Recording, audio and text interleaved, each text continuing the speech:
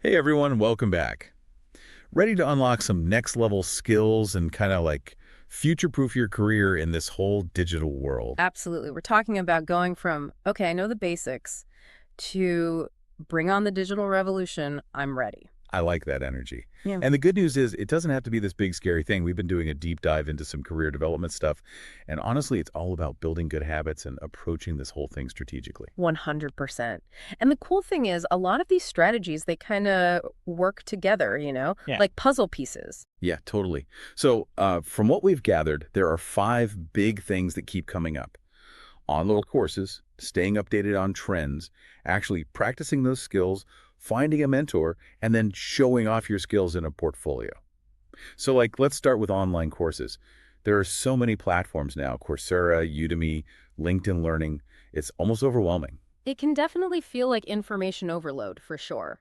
That's why it's so important to be really specific about what you want to learn. Instead of getting lost in the sea of courses, think about what skills are in high demand in your field, like right now. Right, because what's the point of mastering something that's so 5 years ago? Exactly. And that's where these platforms can actually be really helpful because a lot of them actually highlight industry trends.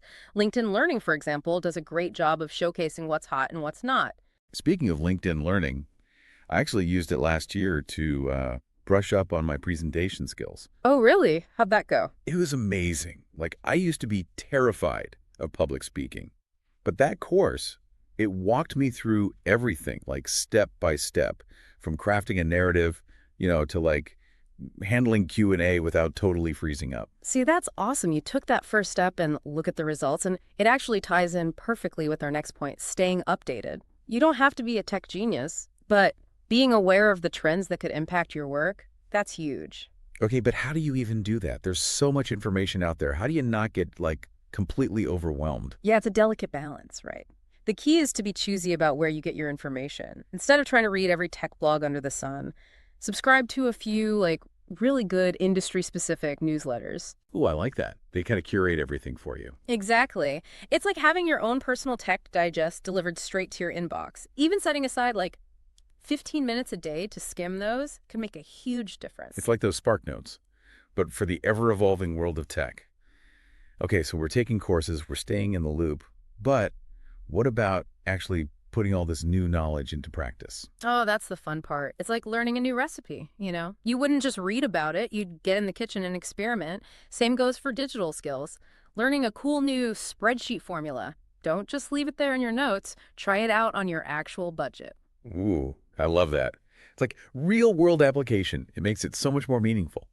And while we're talking about practical tips, can we talk about mentorship? Because Mhm. honestly, having someone who's been there, done that, it makes such a difference. It's huge.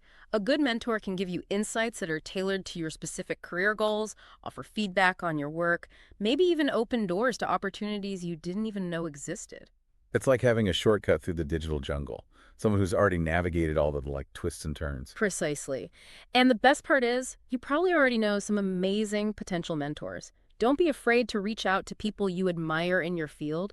You'd be surprised how many people are happy to share their experiences and, pay it forward. Okay, so let's say you've been killing it. You've got the skills, you're staying updated, you've even got a mentor in your corner. How do you actually showcase all of that? Ah, that's where the portfolio comes in. This is your chance to really shine. Think of it as your digital highlight reel, a curated collection of projects that really demonstrate your skills and experience. So it's not just about telling people what you can do, it's about actually showing them. 100%. So, if you're a graphic designer, maybe you showcase a website you designed. If you're a data analyst, you could highlight a particularly compelling data visualization. It's all about making your skills tangible and honestly unforgettable. It's like, don't just tell me you're a digital rock star, show me. Exactly. Because at the end of the day, we live in a world where skills are constantly evolving, right? Which kind of begs the question, what steps are you taking today to make sure your skills stay relevant tomorrow? Ooh, that's a good one. Something to think about. All right, everyone, keep those digital fires burning, and we'll catch you on the next deep dive.